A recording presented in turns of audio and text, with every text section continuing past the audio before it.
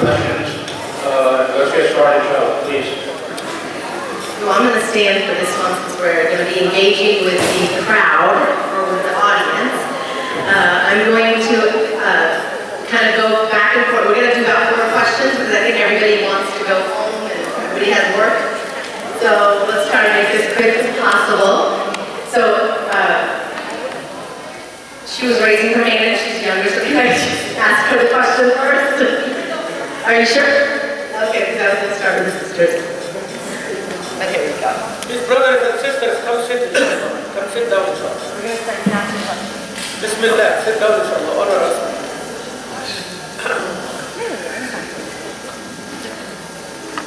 Assalamu alaikum wa rahmatullahi wa barakatuh. I do have a question, but before I ask the question, I know him, Sheikh Abdul, since he was a kid. MashaAllah, he was the first Imam when he came to our masjid, MashaAllah. A kid means 25 years old. Or 24. Okay. MashaAllah, the one thing I got from him, his smile. Contagious smile. So I have a question, why most of the men's side have a smile? I mean, hardly anybody is smiling on this side. Brothers, y'all gotta Frown. smile. Yeah. Good. So the first thing I would like you to, every men's side, start to smile just like him. Look at the smile. Just smile right there, yeah. Especially the one in the back. Please smile. All right. Now it kind of feels like, okay, we are in the community.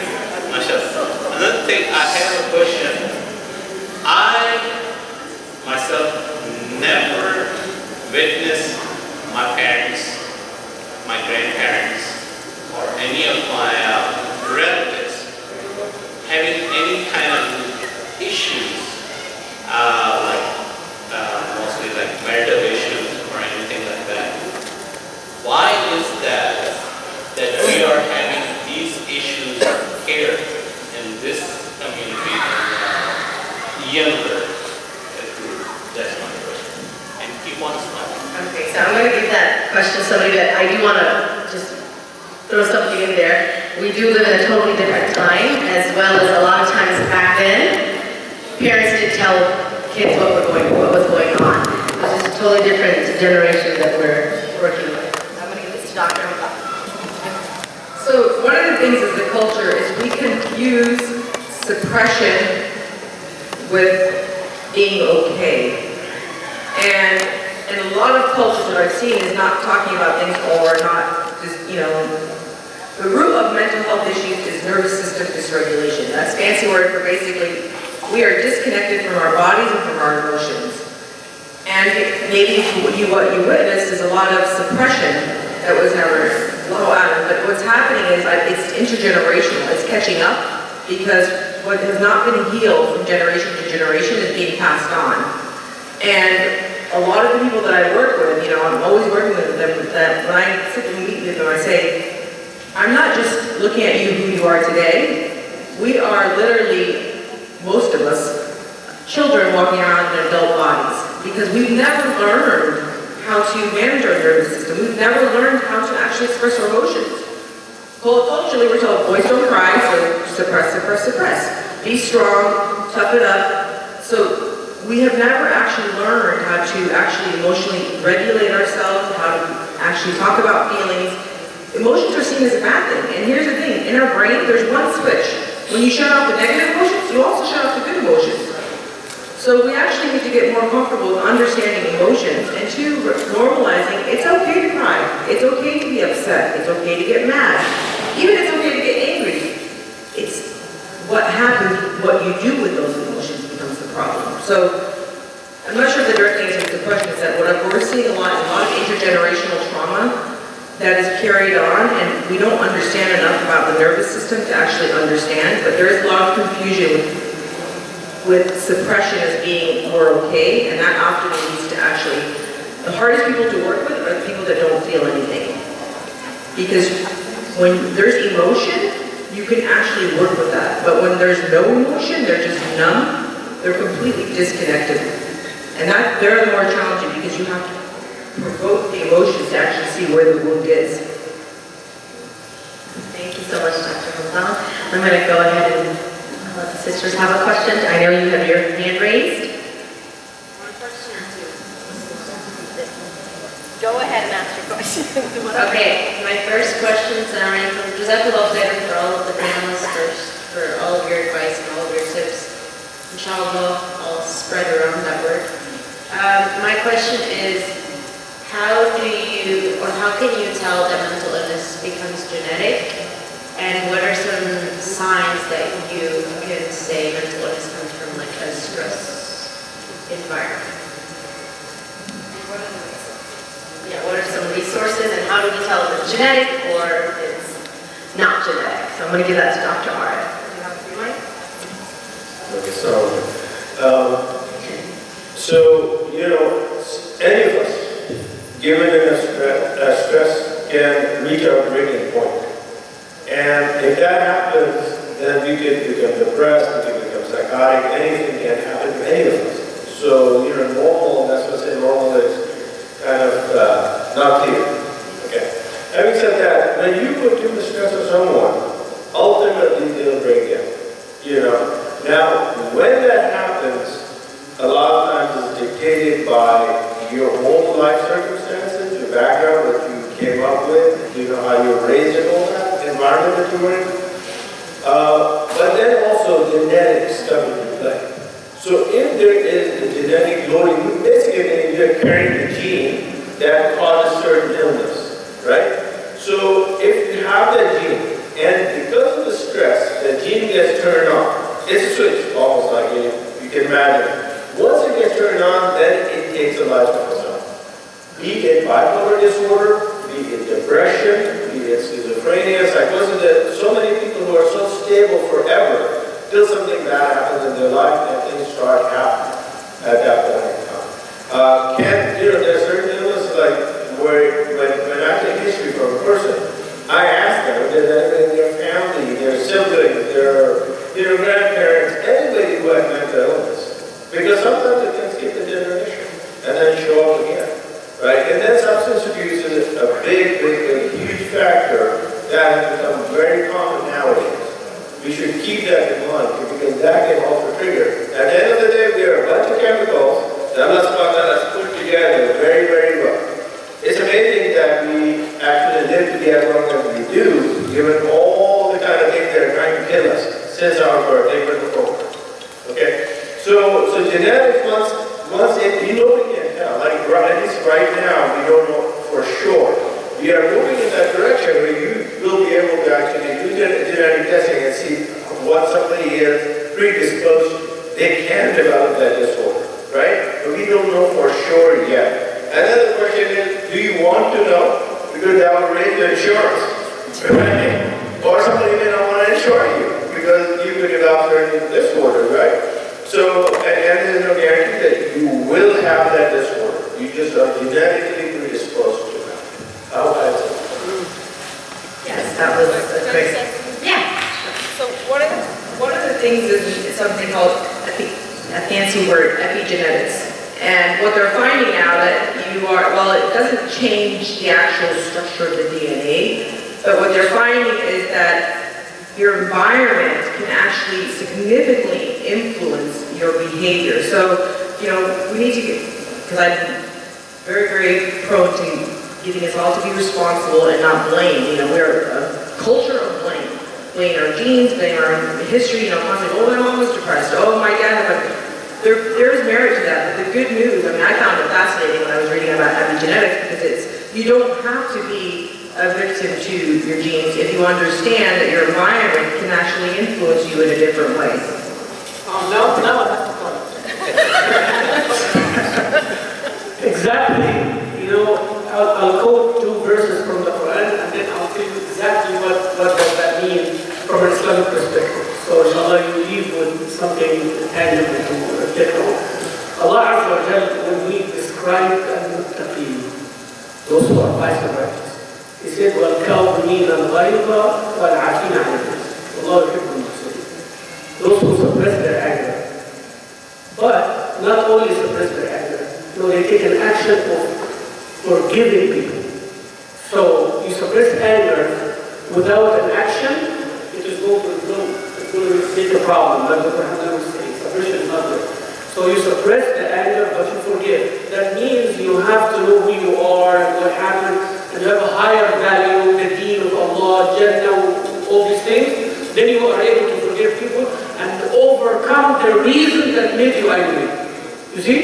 So that is the degree. The other one, Allah subhanahu wa ta'ala said that when they are triggered, they forgive. يعني الله سبحانه وتعالى يعني said في سورة الشورى if I remember the ayah correctly وإذا ما غضبوا هم يغفرون. So the other one, they suppress their anger, right? Here Allah said when they are angry, that means anger is there, but do not act upon it to harm someone. So this anger management, right? إذا ما غضبوا وهم يغفرون. So I am angry, I need to forgive someone so I can control my anger. Again, you are doing that. So Rasul sallallahu alayhi wa sallam provided that environment. So when somebody is angry and he comes and tells him don't be angry or do like one of the sisters will say, do when you are angry because it is fire and the water will extinguish fire. He is giving him those tools and there is a community around where everybody stays and calm down, talk to me, no problem, this and that, I went through this. So that's why when we take ourselves away from the masjid, when we take ourselves away from salah, when we take ourselves, we become under so much stress and we are exposed.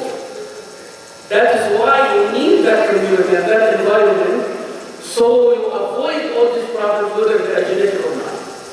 And that is why when we go to a psychiatrist or we go to a therapist, it is not only a doctor-patient relationship.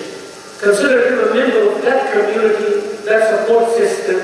Yeah? Insurance and all these things are legalities, formalities. But you are going to someone who is like going to help you. But masjid also will help you. Salah will help you. Being good with your kids will help you. Reading a book will help you. Going to the library will help you. Having social activity, having barbecue in the park will help you.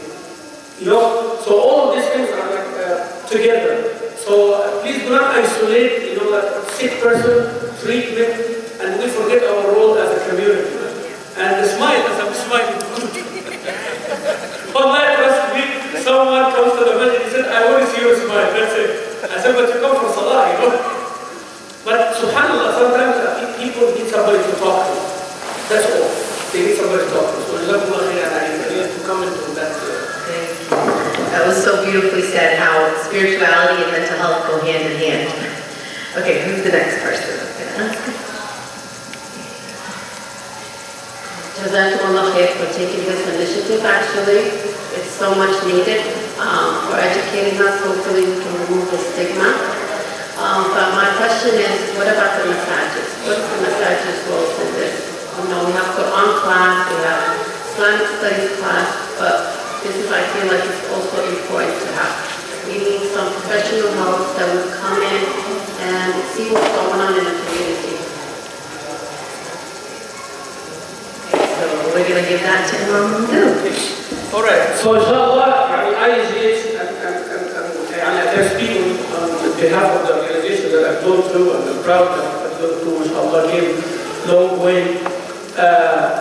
This is exactly what I just tried to do by this program itself. Education. It's not only to ask a question, we are actually from your questions, we try to know what the community needs. So we can design a class, we can design a course. These sessions are not enough. This is the beginning only. We're scratching the surface. But IGH, inshallah, is working on continuous education. And all the Shaqaqir here, mashallah, the outreach, and we are talking to this constantly with the Ayman and the executive board, with all those who are involved, that IGH should have like kind of an academy or a continuous education sector that teaches people. I give you one example, and inshallah you can think about it. In Masjid As-Salam, I'm trying to do one thing. That those who have religious education on one side, and those who have the strong base of secular education on the other side. So I'm establishing my programs around these two to create a hybrid. So those who have religious education like Hafaz, the school, sheikhs, imams, all of that, to teach them about psychology, to teach them about therapy, family therapy, not to be therapists and psychiatrists, but to teach them about politics, about economy, about social media, teach them about that. While the other secular one, teach them how to recite Quran, teach them usul of the fiqh of the hadith and all of that. So now you bridge that gap, then those leaders will be the community icons, the community role models. But we're not talking about modeling things. So that's what we're trying to do. Also, I'm opening the way for professionals to give classes at the masjid. So I have Dr. Uzma, inshallah, she will give a class of what a patient should do. What a patient should do as a patient. Before you go to the doctor, what is the homework that you need to do? What are the questions that you need to ask? So she comes and she will give that workshop. Someone like Dr. Shuraik will come and talk about, in more detail, about the common issues that can be avoided. Right? The things can be avoided. Dr. Hamdan will tell us, for example, how a healthy environment looks like. No, we talk only about diseases and sickness and all of that. No, I want to know what a healthy environment looks like at home. Yeah, me as a husband, waking up in the morning, what does that mean? I'm a husband and a father. What do I do? Just go to work and come and eat dinner and sleep? What is that? So I just want to know what a healthy environment is as a wife, as a husband, as a father. So inshallah, this is what the masajid should focus on to answer the sister's question. And we are doing like that. Yes, you can do the salah and all that, but the masjid of the Prophet ﷺ was for that. People come ask questions about their hygiene, ask questions about their aqidah, ask questions about their ibadah, ask questions about marriage and divorce, ask questions about the world around them, what should we do? And the Prophet ﷺ gave the answer. And the Sahaba carried that after them. But we are separating between the religion and the state, as they say, in our lives as well. And inshallah, masjid should play a role more in that. And Sheikh, and also, Sister Elva, one thing I want to add to that, and you're a part of this also. You remember many years ago, the masjid never was able to send people to get help. They were just trying to fix it themselves. Alhamdulillah, they've come a long way. I know Sheikh Mandu, especially, and all the other masajids around Houston, they're actually referring people out when they know they need therapy, when they know they need marriage counseling. And I think that is huge, because a few years ago, 5-6 years ago, that didn't exist at all. So I think that's a big blessing we have right now. One more thing, ISG actually does support Shifa clinics. And for the longest time, I used to actually volunteer there. So, you can actually send people there as well to Shifa clinic where they can actually get help. It's not a place, just so that you all know, that those clinics are not to treat long term. Somebody goes there, they see a psychiatrist or psychologist or somebody else, they can kind of give them, do an assessment and tell them, okay, you need more help with this, and this is where you need to go. And the community needs to know that we have, clinics that are free, that are sponsored by the state. So people who have psychiatric problems, they can actually go to these clinics, right? And they can actually get help from those clinics. It's like MHMRA in the Houston area, right? So you can actually Google it and then find out where you can get this free help. They'll give you everything that you need. Thank you so much. Okay, let's one more question. If that's the case, is it possible to inform the Musajid, on the board, whoever needs help, all the families? I mean, most of our families, they do have issues. Okay. Like you need a number or some kind of resource that's what do you go to? So actually that was a good question. I actually, Imam Zafir had asked me to make a resource guide, and I did. I made one, just very quickly, but it's resources for victims and survivors of domestic violence and national and local crisis organizations and mental health assistance. So this is in this area. I didn't print out a lot of them, but you can take a picture of it and whatever you need.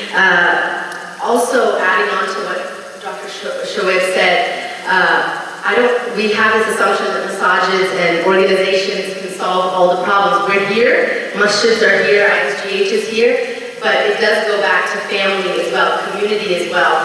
It's also a responsibility of a sister smiling, or like you were saying, Sheikh Mamdou's always smiling at people.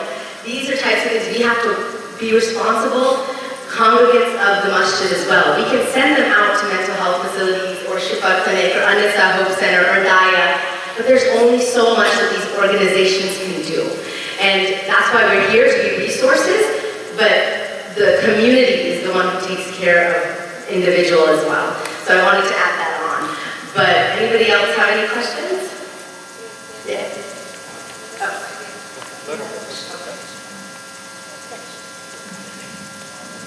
So, as a mandated reporter, I'm supposed to be reporting any types of signs or symptoms going on in the school of any type of case, just like to see if I'm assuming, and get it to administration. But for us, we don't have a counselor or a therapist. So it's hard to have that extra resource of like, oh, send this child to the therapist or to the counselor during school hours when that's not available for us. So there are students that I feel do need that extra help, but we cannot give them that resource. So what are some outside resources that we can like advise the parents, hey, this is something that we need to speak about, and where should we like locate them to go?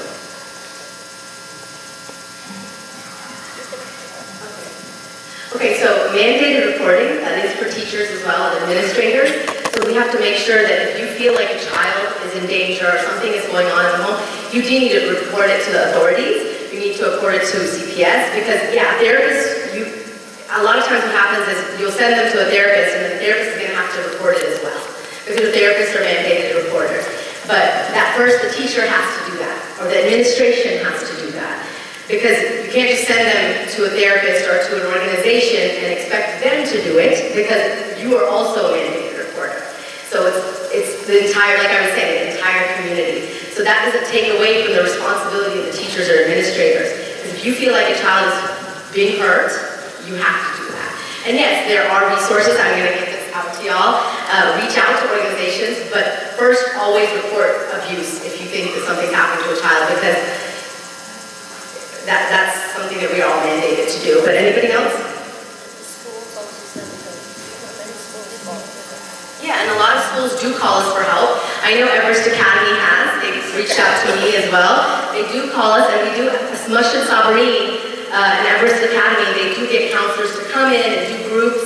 And going back to the question about massages for the youth, there's a lot of support groups that Anisa Hope Center is doing, Dara Sakina is doing.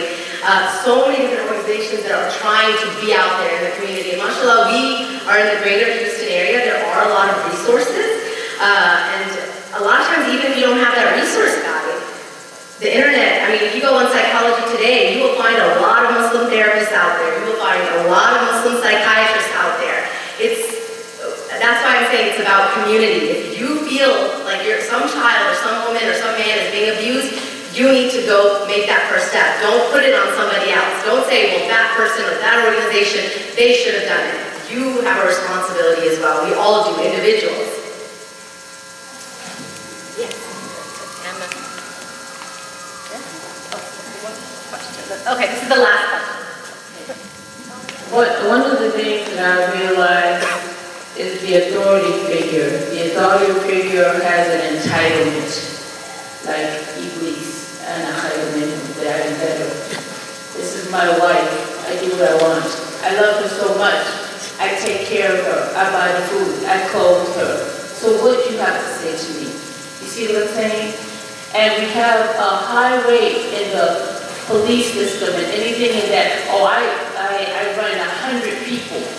They come under my command. And when the wife comes home to his wife, and she says, can you take the trash? What do you mean take the trash out? Get one of the boys to it. So you see, we have to control our ego in our authority situation. Anybody want to make a comment about that? Please, Sheikh Mamdou, and then I think we'll wrap it up after that.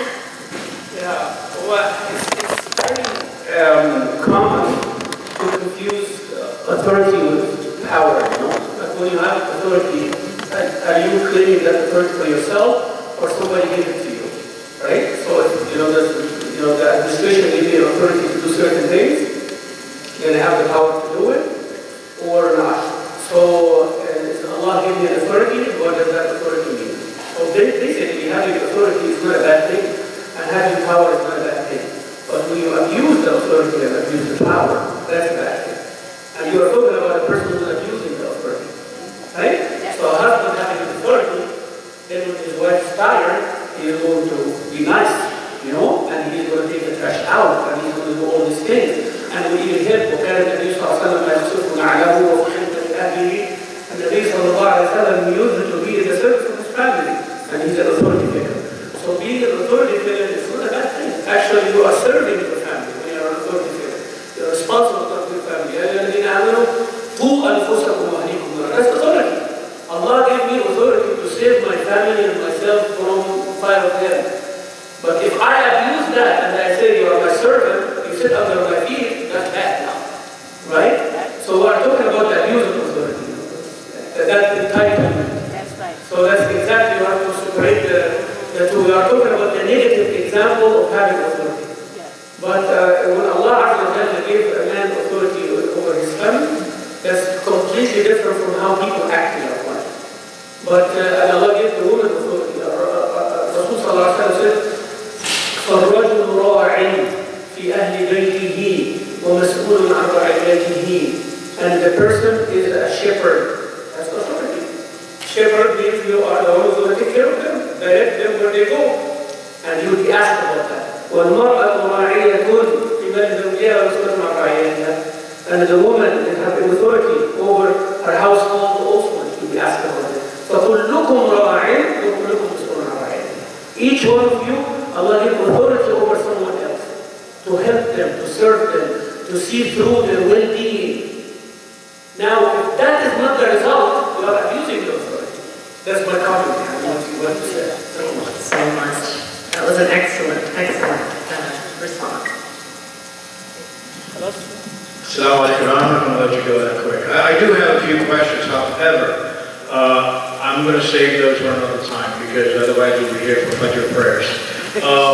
I just want to make a comment from my personal experience. We do have halaqas at home. And I feel, and I'm sure everybody will agree, that the solution, the remedy starts at home. So we do have halaqas at home until it was relatively daily. But specific halaqas now that we have, which was from once a month, now it's twice a month since the emergence of COVID, is to discuss anger, also discuss truth, and trust. Because today, those of us that are parents, and I've got an 8 and 9-year-old, and it's not getting any easier, especially in the last couple of years, because you really have to answer like we've been talking about. And so we decided that we're going to sit and we talk about these 3 issues, and anger is one of them. Because kids today, especially I'm seeing, I do get a chance, and Allah has given me an ability to spend a little bit of time, volunteer with the Texas Department of Corrections chaplaincy program. And I tell you, brothers and sisters, I'm seeing more and more children that are being incarcerated. I say the caravan of civilization has been ambushed. And I believe that we have misdiagnosed the disease of the Ummah. We need to find these solutions, and I truly believe it starts at home. And these are the things that I believe in my own family that we do, and so it opens up those doors to be able to contain anger, to stick to truth, and have that trust. I just want to say that. Any other questions? No, we're done. We're done. Okay, concluding dua, inshallah ta'ala. And if anybody has any questions, like we said, it is being live cast on Facebook and on the ISGA site. اللهم اجعل اجتماعنا هذا اجتماعا مرحوما وتفرقنا من بعده تفرقا معصوما آمين. ولا تجعل فينا ولا منا ولا بيننا يا ربنا شقيا ولا محروما. Oh Allah, we ask you with your grace and attributes to make this gathering a blessed one, covered with your mercy, and give us protection after we leave here, and do not let anyone among us being miserable or a cause of misery for anyone.